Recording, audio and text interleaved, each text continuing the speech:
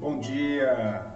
Estamos aqui nesse momento iniciando nossa EBD, Escola Bíblica Dominical aqui da Igreja Batista Regular em Mangabeira.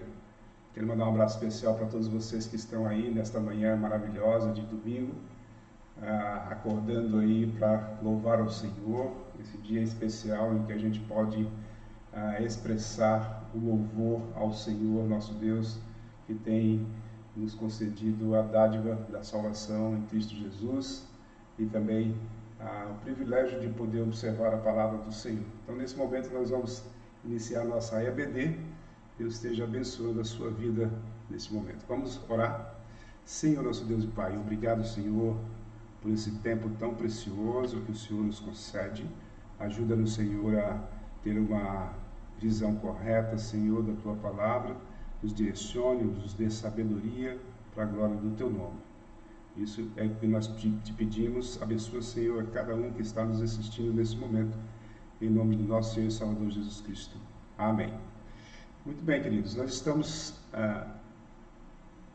aprendendo acerca da santidade e santificação. E hoje nós vamos ver o dom da santidade e a santidade no céu. Tá?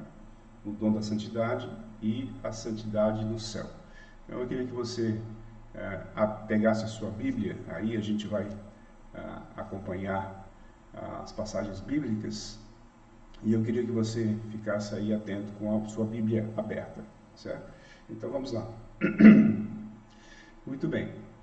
Santidade e santificação, vamos ver primeiro o dom. Vamos ver primeiro o dom da santidade. Ok. Vamos lá. O dom da santidade. A famosa prece de Agostinho, dá o que ordenas e ordena o que quiseres, expressa um profundo discernimento quanto à teologia bíblica. Na verdade, Deus dá aquilo que ordena. Então, a santidade que ele requer de seu povo também é um de seus dons para eles. Bom, isso é claro. Ok. Então, o próprio Deus santifica os pecadores. O próprio Deus santifica os pecadores, certo? Então, ele declara no Novo Testamento, olha lá, Êxodo 31, versículo 13, quando ele diz: eu sou o Senhor que vos santifico. Eu sou o Senhor que vos santifico. Então, é de parte do Senhor a nossa santificação. Então, o Novo Testamento também proclama, lá em Efésios capítulo 5, versículo 25 e 26, conhecido, quando a gente está falando sobre casamento, sobre união, né, sobre aliança, quando ele diz: Cristo amou a igreja e a si mesmo se entregou por ela para que a santificasse. Então, aí a gente vê a expressão, a questão da santificação. E também a gente percebe ali, também lá em 1 Coríntios capítulo 6, versículo 11, quando ele diz: mas fostes santificados em o nome do Senhor Jesus Cristo e do Espírito do nosso Deus. Então, a santificação parte não só de um ser, aliás, um aspecto da Trindade, mas de dos três, da Trindade em si, tá? Do Deus Todo-Poderoso em três pessoas. Então, nessa vontade, o autor de Hebreus está dizendo, é que temos sido santificados mediante a oferta do corpo de Jesus Cristo, uma vez por todas. A santidade ou santificação é aqui exibida como um gracioso dom de Deus. É a graça de Deus que nos chega até nós. Isso é dom de Deus, é um presente de Deus para nós. Graças a Deus por isso. Vamos lembrar que no Antigo Testamento o Espírito do Senhor vinha e voltava, né? Não ficava sempre ali com aquelas pessoas que recebiam o dom da graça de Deus.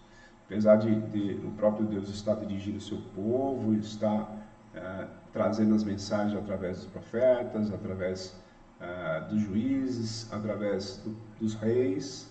Mesmo assim, a gente vê essa distinção, né, de graça, apesar de a graça estar também desde no Antigo Testamento e no Novo Testamento. Mas agora nós temos algo especial, o próprio Espírito em nós, né? O Espírito estava no meio deles, o Espírito de Deus estava no meio deles, ali no meio da congregação, no meio ali das tribos, né? no lugar santo, no Santo dos Santos. Ele habitava no meio deles, mas para nós ele veio habitar no corpo, né?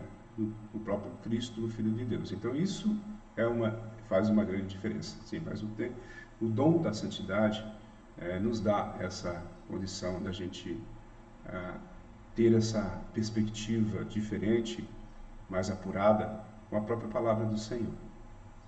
Certo? Então, primeiro vamos ver a posição. Então, o Novo Testamento deixa claro que esse dom tem dois aspectos. O primeiro aspecto é uma questão de relação e de posição. Esse é o primeiro aspecto. Então, nesse sentido, Deus santifica os pecadores de uma vez para sempre, quando os traz a si, separando-os do mundo, livrando-os de Satanás, do pecado, e recebendo-os em seu companheirismo. Então, Deus traz para si, para junto de si, né? A expressão de entrar na família de Deus, de estar junto com o Senhor, com o Criador agora. Então, isso é graça e é o dom da santidade. Então, nesse sentido, pois, a santificação tem significado semelhante ao de justificação, adoção e novo nascimento. Tá? Tem um significado semelhante, mas é um processo. Então, a epístola aos Hebreus sempre usa o verbo santificar nesse sentido. Vamos lá para Hebreus capítulo 2, versículo 11. Olha lá. Hebreus capítulo 2, versículo 11. O que diz lá? Diz assim: pois tanto o que santifica como os que são santificados, todos vêm de um só. É por isso que Jesus não se envergonha em chamá-los de irmãos. Se a gente olhar o versículo 12, ele vai dizer: dizendo, a meus irmãos declarei o teu nome, no meio da congregação eu te louvarei. Certo? Então, vamos continuar. Segundo esse ponto de vista, a santificação é um benefício recebido de uma vez para sempre, que o crente começa a desfrutar após a sua conversão, mediante a fé em Cristo Jesus. Olha lá, Atos capítulo 26. Atos capítulo 26, versículo 18.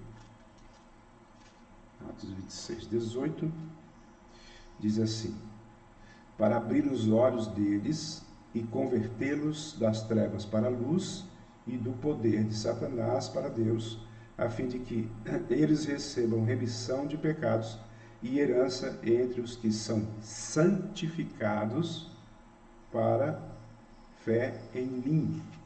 Então aí está claro, e para o qual o crente pode olhar como um acontecimento passado. Aconteceu em um determinado ponto da história, da sua história, aconteceu lá, e de uma vez por todas nos deu a condição da gente entrar num processo de santificação. Tá? Não é uma coisa que começa, para ou vai acontecer. Não, a gente é submetido a esse processo quando nós recebemos, pela graça de Deus, o próprio Senhor em nossas vidas. Então, em virtude desse acontecimento que o Novo Testamento refere-se ao crente como santo, né? O grego hagios, por ter sido santificado em Cristo Jesus, no sentido explicado em 1 Coríntios, capítulo 1, versículo 2.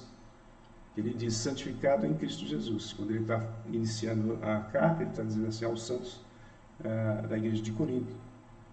E ele diz, quer dizer, ele diz para a igreja que eles são santificados em Cristo Jesus. Já iniciou um processo de santificação no momento em que aqueles que compõem a igreja de Cristo, cada um deles ali em Coríntios recebeu Cristo como seu Salvador, assim como nós. Então, o Novo Testamento não diz que os crentes devem ter vidas santas a fim de se tornarem santos.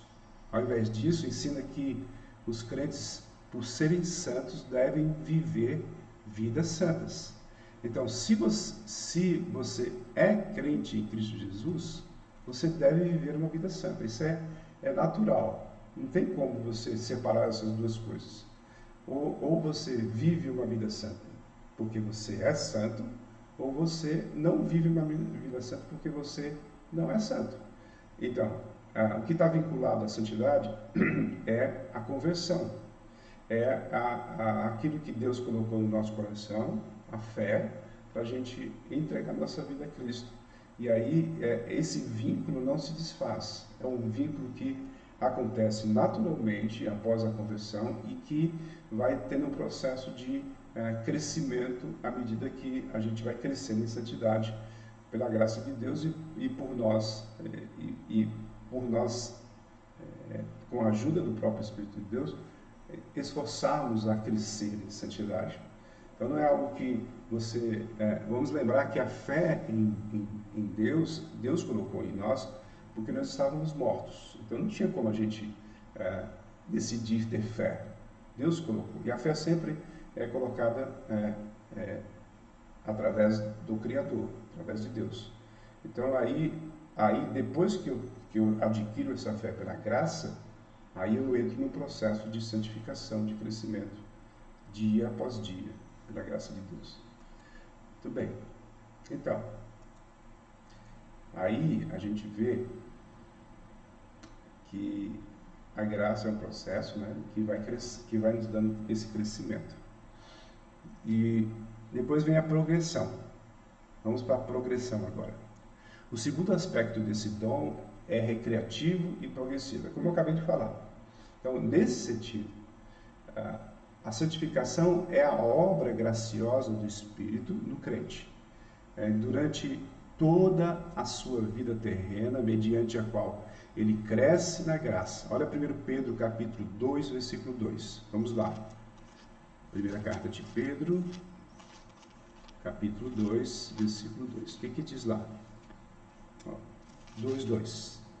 Ele diz assim: como crianças recém-nascidas, desejem o genuíno leite espiritual para que por ele lhes seja dado crescimento para a salvação.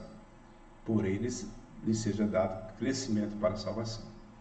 Então, e é gradativamente transformado em sua mente, em seus corações, em seu coração e em sua vida, segundo a imagem do Senhor Jesus Cristo. Olha Romanos capítulo 2, versículo 2. Esse versículo aí é bem conhecido de todos nós, mas eu queria que você abrisse mais uma vez ali, em Romanos capítulo 2, versículo 2, para a gente ler aqui juntamente com vocês. Olha lá o que diz. Romanos capítulo 12, versículo 2. 12, versículo 2 diz. E não, nessa versão ela é um pouco mais diferente, mas eu queria dar uma ênfase maior. Olha só o que ele diz. E não vivam conforme os padrões deste mundo,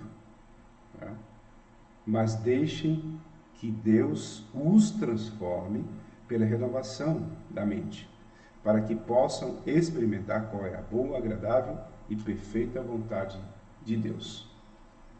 Esse versículo é conhecido e a gente tem que colocar nas nossas mentes, nos nossos corações, que nós temos uma atitude de não se conformar com este mundo. E esse é o processo de santificação. Então, o verbo santificar é claramente usado com essa aplicação em João 17:17. Vamos lá para João 17:17, a oração sacerdotal do Senhor Jesus. E o que ele diz lá? Aqui ele vai dizer o seguinte, João 17:17, ele diz: santifica-os na verdade, a tua palavra é a verdade. Santifica-os na verdade, a tua palavra é a verdade. Então, nessa obra santificadora, Deus requer a nossa cooperação, ao mesmo tempo em que efetua em vós ou em nós, tanto o querer como o realizar, segundo a sua boa vontade. Filipenses capítulo 2, versículo 13. Vamos lá. Filipenses capítulo 2, versículo 13. Espero que você esteja aí acompanhando na sua Bíblia, para a gente fixar melhor. Depois você pode assistir novamente esse vídeo e pegar com mais clareza aí as passagens bíblicas. Eu estou tentando ver se a gente consegue fazer a aula no tempo que dá para a gente fazer. Né? Então vamos lá. Filipenses capítulo 2, versículo 13. O que diz lá? Filipenses 2:13 diz o seguinte. Deixa eu pegar aqui. Porque Deus é quem efetua em vocês tanto querer como realizar, segundo a sua boa vontade. Segundo a sua boa vontade. Ok. Então, ele nos convida a mortificarmos os nossos pecados, matá-los, por meio do Espírito. Romanos 8:13 fala sobre isso. Olha lá. Vamos para Romanos 8:13. O que diz lá em Romanos 8:13? Acerca dessa questão aí. Desse ato que a gente tem. Romanos 8:13 diz assim. Romanos 8:13. Porque se vocês viverem segundo a carne, caminharão para a morte. Mas se pelo Espírito mortificarem os feitos do corpo, certamente viverão. Então, temos que mortificar os feitos do corpo, o pecado. E a dedicarmos à prática das boas obras, que as porções éticas do Novo Testamento prescrevem com detalhes. Então, o Novo Testamento fala muito sobre essa questão de você praticar as boas novas, de você viver em santidade, certo? São porções éticas que falam em detalhes no Novo Testamento. E constantemente a gente está confrontando a palavra e ela fala aos nossos corações, porque é o próprio Deus falando, e mostrando que você tem que ter uma ética cristã, você tem que ter um parâmetro claro, natural do cristão, de uma forma que eu não preciso ter dúvidas em relação àquilo que o Senhor está nos ensinando acerca da palavra. Nos dá parâmetros que a gente vê que são parâmetros morais que fazem bem a nós mesmos e aos outros que estão em nossa volta, como uma lei moral que foi gravada no nosso coração, que volta a transparecer para as nossas vidas. Quando nós perdemos isso, por causa do pecado, nós readquirimos isso pela graça de Deus no processo de santidade. Certo? Então, nesse sentido aí, a gente vê essa progressão que vai nos mostrando gradativamente através do dom da santidade. Aquele hino que diz santidade pela fé em Jesus, não por nosso próprio esforço, descreve uma falsa antítese. Certamente a santidade vem pela fé em Jesus, pois toda a capacitação para a santidade deve ser extraída dele mediante a fé e a oração, porquanto sem ele nada podemos fazer. Nós vemos isso lá em João. Vamos lá para João capítulo 15. João 15, versículos 5 e diante. Olha lá o que diz. João 15, versículo 5 e os demais versículos que procedem. Diz assim: Eu sou a videira, vocês são os ramos. Quem permanece em mim e eu nele, esse dá muito fruto, porque sem mim vocês não podem fazer nada. Se alguém não permanece em mim, será lançado fora, à semelhança do ramo, e secará, e o apanharão, lançam no fogo e o queimam. Se permanecerem em mim, e as minhas palavras permanecerem em vocês, pedirão o que quiserem e lhes será feito. Versículo de 5 até o versículo 8 que nós lemos. Tá bom? Então, a gente vê aí claramente que nós temos, mediante a fé e a oração, né, a capacitação do próprio Senhor, que nos dá essa condição. Então, porém, aí a gente viu que o hino tem uma antítese. Então, a gente vê que Deus faz isso para nós. Porém, é igualmente verdade que a santidade vem pelo esforço. Então, eu não posso ficar parado vendo que Deus me deu a santidade em Cristo Jesus, que me chamou e me deu condição para a gente crescer, para nós crescermos, para você crescer, para eu crescer em santidade, para buscar a santidade de Cristo, né, como padrão altíssimo, mas é o nosso padrão que a gente tem que buscar.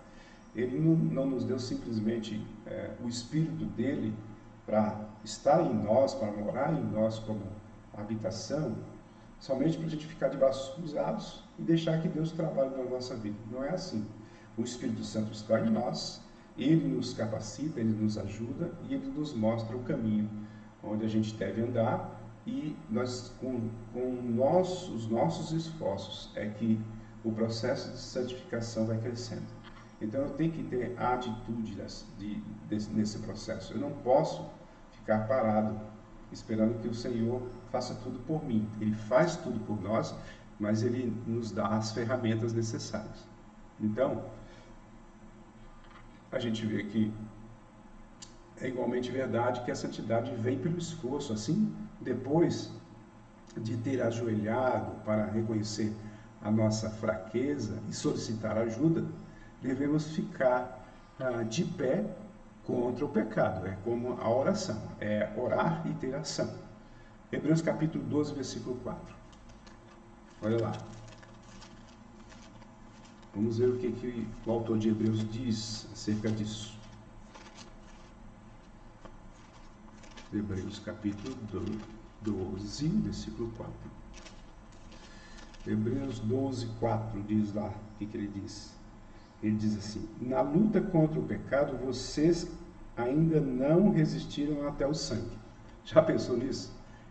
São palavras fortes. Né? Na luta contra o pecado, nós não nos esforçamos o bastante até sangrar. É isso que o autor de Hebreus está dizendo. Você ainda não fez. E a questão de ainda é porque isso será feito. Então, o nosso processo de santificação não é eu sentar, relaxar e agora eu vou ser santo. Não. Temos que resistir ao diabo, quando a gente vê lá em Tiago capítulo 4, versículo 7, e lutando o bom combate da fé, quando o Paulo está ensinando ali para Timóteo, né, na sua primeira carta, e também a igreja de Éfeso, no capítulo 6, versículo 10 a 18, ele vai falar que nós devemos lutar o bom combate da fé. Então, é uma luta. Eu e você, nós somos chamados para essa luta. Eu não posso viver uma vida regalada e achar que o processo de santificação acontece automaticamente. Eu ligo um botão na hora que eu entreguei minha vida a Cristo, agora eu sou santo. Sim, eu sou santo, mas eu entrei no processo de santificação. Vamos lembrar de 1 Coríntios, quando o apóstolo Paulo está escrevendo para eles, e logo no começo, na introdução, ele está falando que ele está escrevendo aos santos de Corinto. A gente sabe que a igreja de Corinto, como ela era, né? Composta de irmãos muitos problemáticos, né? Alguns problemáticos, aliás, e o Senhor, inspirando Paulo, né, as palavras de Paulo, exorta a igreja para consertar. Mas, inicialmente, ele diz: vocês são santos. Nós somos santos. mas num processo de santificação. Por que eu estou dando ênfase a isso? Porque a gente precisa colocar na nossa mente que eu preciso me esforçar com alegria em servir ao Senhor nesse processo também de amadurecimento, de crescimento espiritual. Eu preciso ser santo e demonstrar essa santidade para os outros, para as pessoas que estão à minha volta. Não é somente pelo meu próprio esforço, mas é pela capacitação do próprio Espírito que a gente busca em oração. Deus nos capacita e eu vou gradativamente usando os dons que Ele me dá para um crescimento espiritual. Certo? Então é isso que a gente precisa aprender cada vez mais. E aí a santidade envolve tanto a fé como o esforço pessoal. De nada adianta o esforço sem a fé, ou a fé sem o esforço, não adianta. Então eu preciso ter fé que Deus está me capacitando, que Ele me dá, que Deus me dá aquilo que é necessário para que eu tenha crescimento. Mas eu preciso ter uma fé, uma atitude, uma fé que tenha atitude. Eu preciso me esforçar para isso. É como se eu tivesse que fazer uma prova, ou tivesse que passar em um teste muito importante da minha vida. Eu não vou estudar para conseguir passar esse teste. Por que eu faço isso no mundo secular, vamos dizer assim? Né? No mundo secular, que não existe essa divisão para o crente ele tem que viver uma vida em qualquer lugar que ele esteja, tanto no seu trabalho, como na escola, ou em casa, ou na igreja, da mesma forma que ele deve ser. Mas eu queria só dar ênfase a isso, certo? Eu não posso viver uma vida cristã somente de aparências. Eu preciso crescer, mas eu tenho que me esforçar. E esse esforço, Deus nos capacita. Quanto mais você lê a palavra, quanto mais você se aprofunda nela, quanto mais você para no domingo pela manhã para ouvir acerca da palavra, você vai sentir essa diferença grande na sua vida. Certo? Então, você precisa viver uma vida cristã plena e ela se dá no seu esforço também, porque Deus lhe capacita para isso. Tá? Então,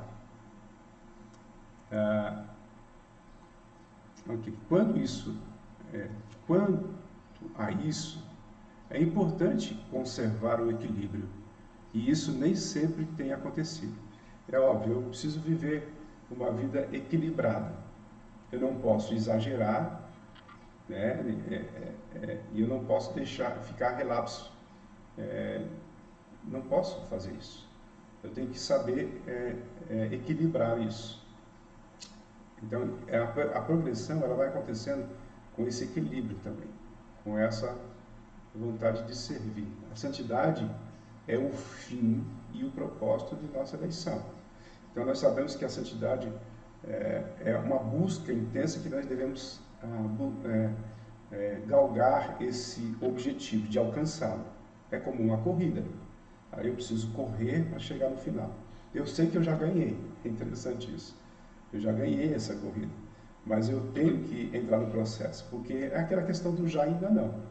Aí eu já ganhei a corrida, mas eu não posso ficar parado. Eu tenho que correr para que isso seja consolidado.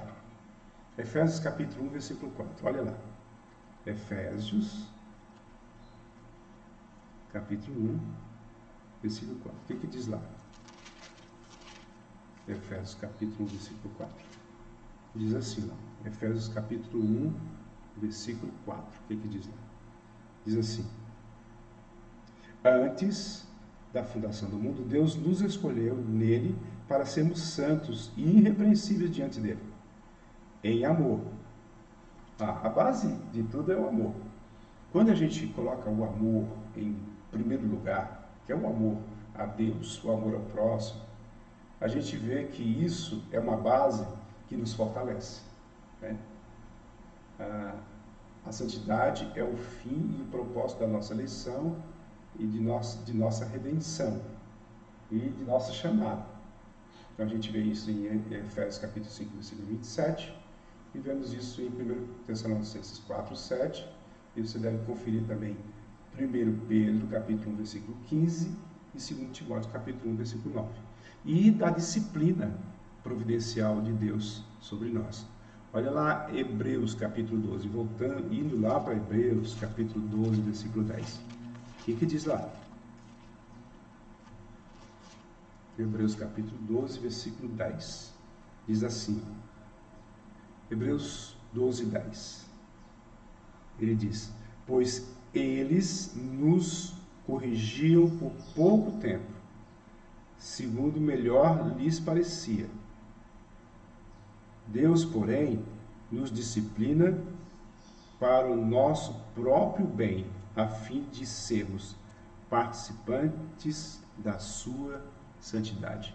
Então ele está falando aqui do Pai que disciplinava a nós, o nosso Pai da terra, o nosso Pai de carne, de sangue, né? O nosso Pai, que você já teve do seu Pai, então ele disciplinava da maneira dele. Mas Deus disciplina de uma maneira especial para o nosso crescimento em santidade. Porém, sua completa realização não dará neste mundo. Aí a gente sabe. A completa realização da santificação não dará neste mundo. Aqui nós começamos a falar sobre santificação do céu. Tá? Eu tinha esquecido disso. Olha lá. A gente terminou aqui falando sobre progressão, então o dom da santidade, e agora nós estamos falando sobre a santificação do céu. E aí a gente vê que a completa realização não se dará neste mundo, e a expressão deste mundo é que haverá novos céus e nova terra, e a gente viverá nesse contexto diferente. E lá sim, o nosso processo de santificação acabou, encerrou. Então é esse processo aí que eu estou falando em relação à santificação do céu. Por exemplo, a gente vê a visão de Zacarias, de uma Jerusalém restaurada, onde as palavras santo ao Senhor estarão escritas nas campainhas dos cavalos, e onde todas as panelas em Jerusalém e Judá serão santas ao Senhor dos Exércitos. Vamos lembrar que haverá Jerusalém e Judá, né? A nova Jerusalém. Zacarias capítulo 14, versículo 20 e 21. É um quadro em termos simbólicos da santidade a qual a igreja está predestinada.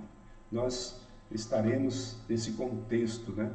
Contexto de plena felicidade, de plena alegria.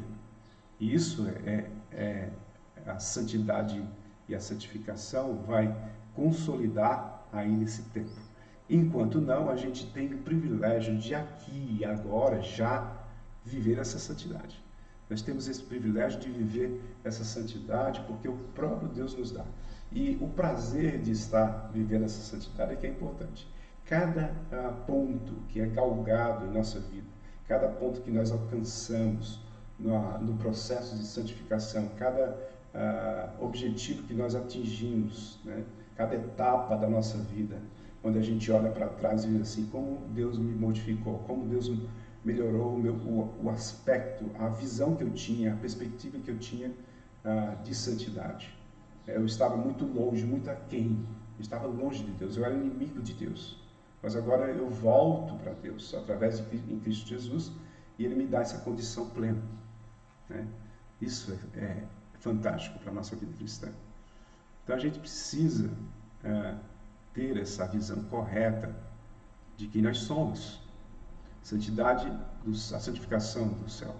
Todavia, essa santidade não terá cumprimento enquanto não aparecer a Nova Jerusalém, a cidade santa, como eu falei. A gente vê isso lá em Apocalipse capítulo 21, versículo 2. Adornada como uma noiva para seu esposo. Casamento final entre Jesus e a sua igreja. Então, quando a obra da graça estiver terminada, o povo de Deus será separado não meramente do domínio do pecado, mas da própria presença do pecado. Isso que é algo fantástico para a nossa vida cristã. É que agora, nesse tempo, não haverá mais a presença do pecado. E sem a presença do pecado, nós estaremos plenamente livres e santificados. No céu não haverá pecado, pois aqueles que ali estiverem não mais terão a fraqueza humana, O pecado nos trouxe essa fraqueza. Entre outras coisas, a glorificação envolverá o desarraigamento do final do pecado de nossa natureza. E aí, assim, a santidade será perfeita lá no céu. Estarmos incapacitados de pecar será tanto a nossa liberdade como o nosso gozo. Entre mentes, tendo essa esperança diante de nós, nossa chamada diária é para seguir a santificação sem a qual ninguém verá a Deus, ao Senhor. Ninguém verá o Senhor. Hebreus capítulo 12, versículo 14.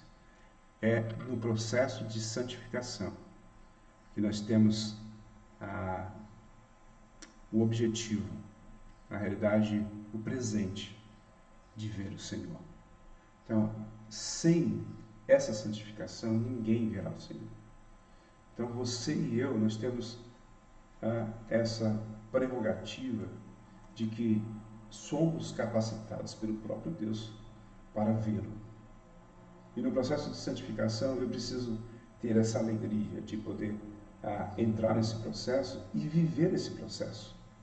Eu preciso crescer e buscar esse crescimento. Como? Nos relacionamentos. Tá? O relacionamento, vou lembrar para vocês, vertical e horizontal, com Deus e com as pessoas que estão à minha volta, com os irmãos em Cristo, com a minha família, com os meus inimigos, onde eu tenho que amá-los e orar por aqueles que me perseguem. Colocar o Senhor acima de todas as coisas e se comportar diante das pessoas como se elas fossem superiores a nós mesmos, com humildade, como Jesus fez conosco, que veio até nós e se humilhou e se esvaziou.